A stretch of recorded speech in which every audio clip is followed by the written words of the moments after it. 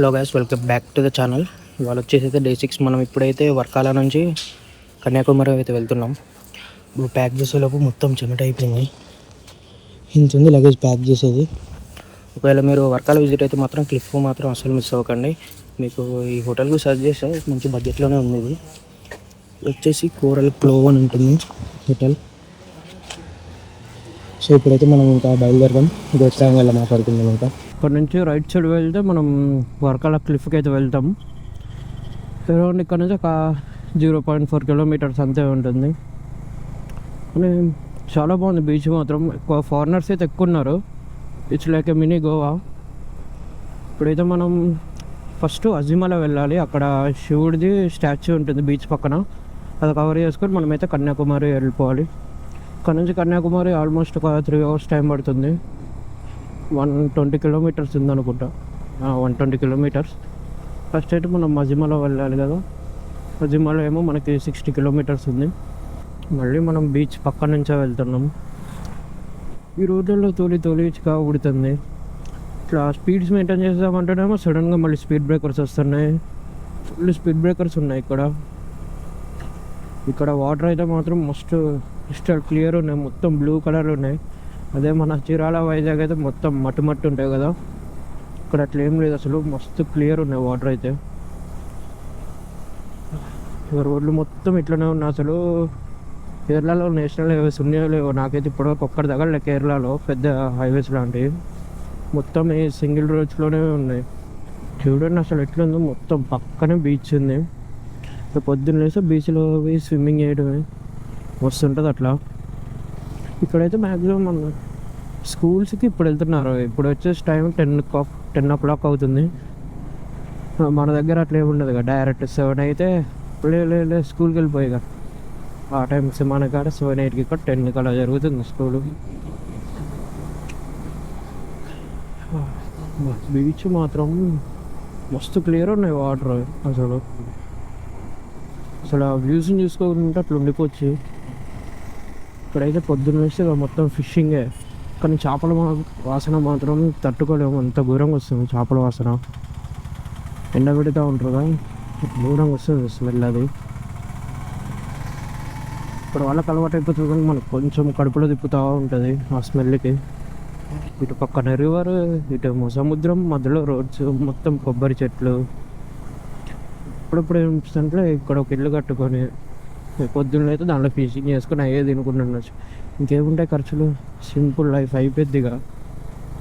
బేసిక్స్లో వచ్చేసరికి ఇది మన ఫస్ట్ రివర్ క్రాసింగ్. ఇటు మొత్తం క్లియర్ వాటర్ రివర్. అటైతే మొత్తం బీచ్ అని అక్కడ కలుస్తుంది కరెక్ట్గా మధ్యలో.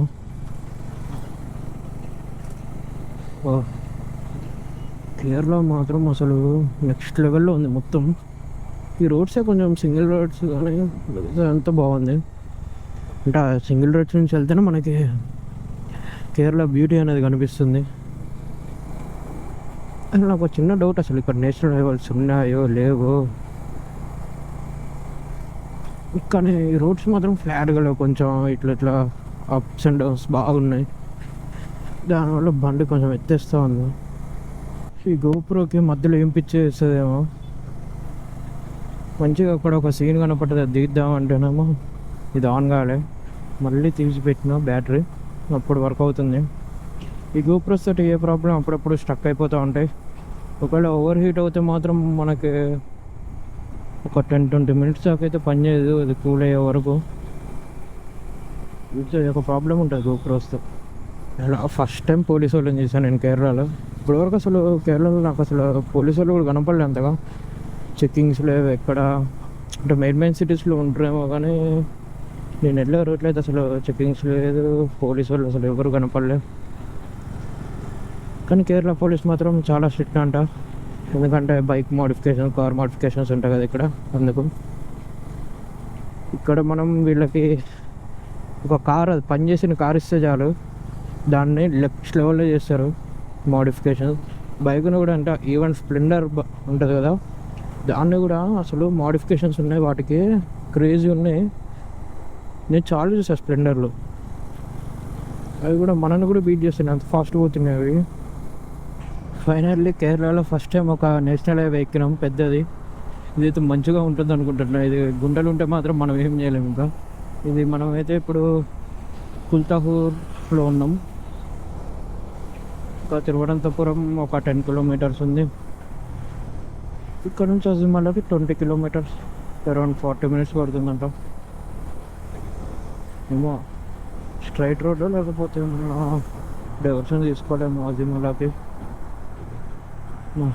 హైవే మాత్రం కొంచెం బెటర్ ఉంది. ఇప్పుడైతే మనం మంచిగా క్రూజ్ చేయొచ్చు, ఒక 100-120 అయితే క్రూజ్ చేయొచ్చు. ఇక్కడ లూలు మాల్ కూడా ఉంది. అయితే ఇది తిరువనంతపురం అనుకుంటా. ఇక్కడ ఒక ఫేమస్ టెంపుల్ ఉంటుంది కదా, అనంత పద్మనాభ స్వామి టెంపుల్. ఇండియాలోనే రిచెస్ట్ టెంపుల్ అది. దానికైతే వెళ్ళట్లేదు, ఎందుకంటే మనం ఈ లగేజ్ మొత్తం ఎక్కడ పెట్టలేము, అట్లా వదిలేసి కూడా పోలేము టెంపుల్. కానీ మళ్ళీ ఎప్పుడైనా వచ్చినప్పుడైతే విజిట్ అవుదాం. ఇక్కడ ఇంకా సాఫ్ట్వేర్ కంపెనీస్ ఉన్నాయి, మంచిగా ఉన్నాయి. నాకు ఇది చూస్తుంటే కొంచెం విజయవాడ టైప్లో ఉంది. సరే, హైదరాబాద్ పెద్ద సిటీ కాదు, ఇట్లా విజయవాడ రేంజ్లో ఉంది. ఇక్కడ ఇంకా కంపెనీస్ ఉన్నాయి, ఆఫీసెస్. ఇక్కడ నుంచి ఎయిర్పోర్ట్ ఒక 5 కిలోమీటర్స్ ఉంది. మనకి ఏదైతే లాస్ట్కి హైవే తగిలింది, లేకపోతే మాత్రం అయిపోయేటోళ్ళం. క్రేజ్ ఉంది, ఏమో రికార్డ్ అయిందో లేదా, అది పక్కన ఆటో వచ్చింది. ఏమన్నా సస్పెన్షన్ మాత్రం మొత్తం కిందకి ఉంది. అది గ్యాస్ సస్పెన్షన్ ఉంటుంది. మనం గ్యాస్ నైట్రోజన్ ఉంటుందిగా, రిలీజ్ చేస్తే ఇట్లా లేస్తుంది పైకి. ఏమన్నా కార్లు అసలు. బైక్స్ కూడా చాలా చేశారు అసలు. ఆ మోడిఫికేషన్స్ ఇచ్చేసి, కానీ ఎక్కువ బయట తిప్పారు ఇక్కడ, ఎందుకంటే పోలీస్ తోటి ఎక్కువ ప్రాబ్లం ఉంటుందంట. నిన్న మా హోటల్లో ఒక వోల్క్స్వాగన్ జీటీ ఉంది. అసలు పోలో ఉంటుంది కదా, పోలో జీటీ TSI, దాన్ని అసలు నెక్స్ట్ లెవెల్ చేసాను. ఎట్లా అంటే అది గ్రీన్, థిక్ గ్రీన్ లెక్క ఉంది, కానీ వేరే లెవెల్లో ఉంది కార్ అది.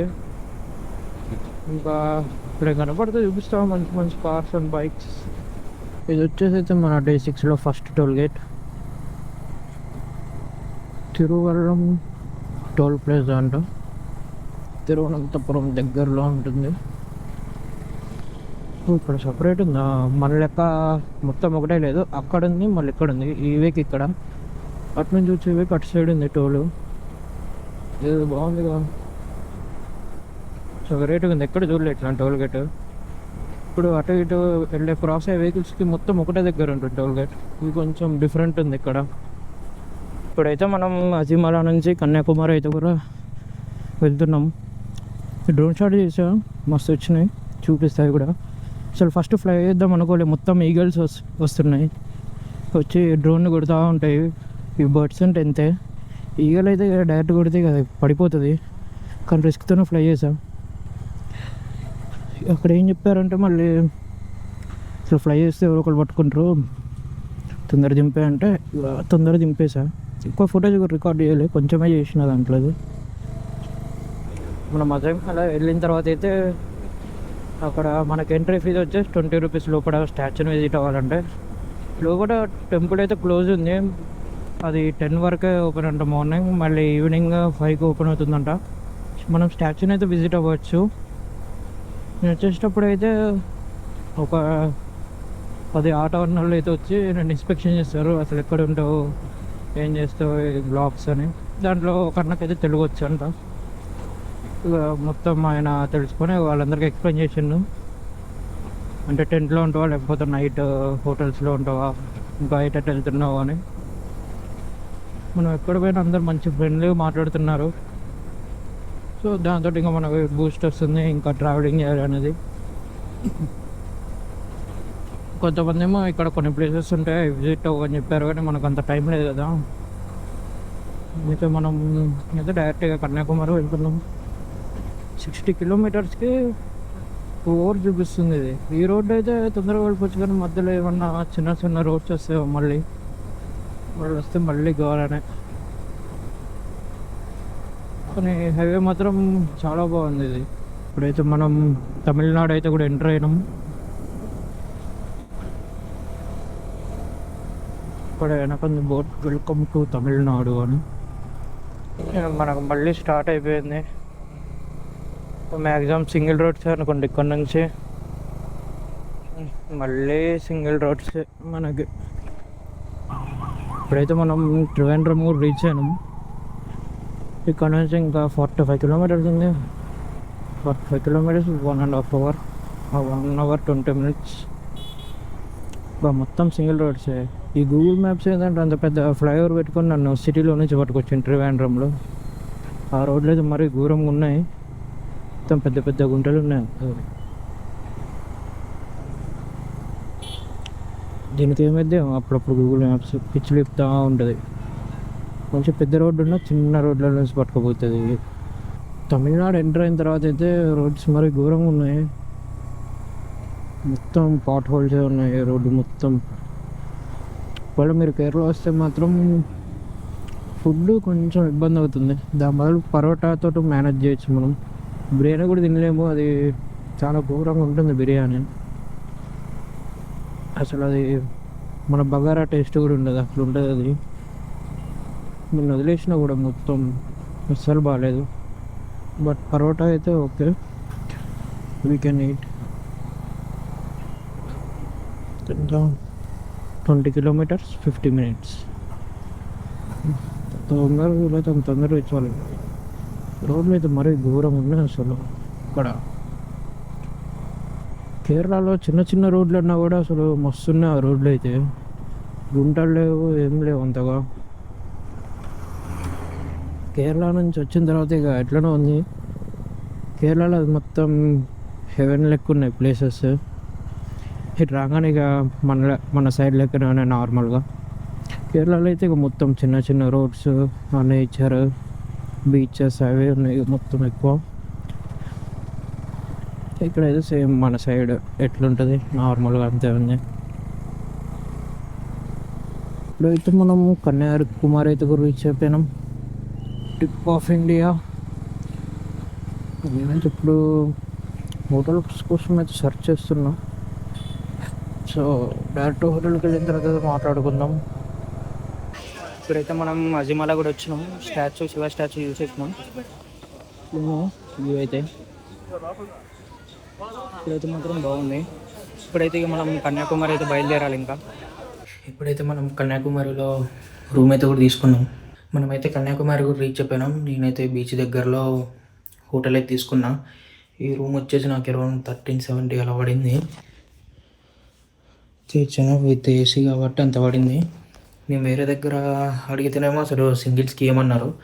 ఇదే ఫస్ట్ టైం నాకు సింగిల్స్ ఇవ్వనన్నది. మిగతా అన్నిటి దగ్గర ఇచ్చారు కానీ ఇక్కడ ఇవ్వనన్నాడు. So that's it for today guys. Thanks for watching. See you in the next vlog.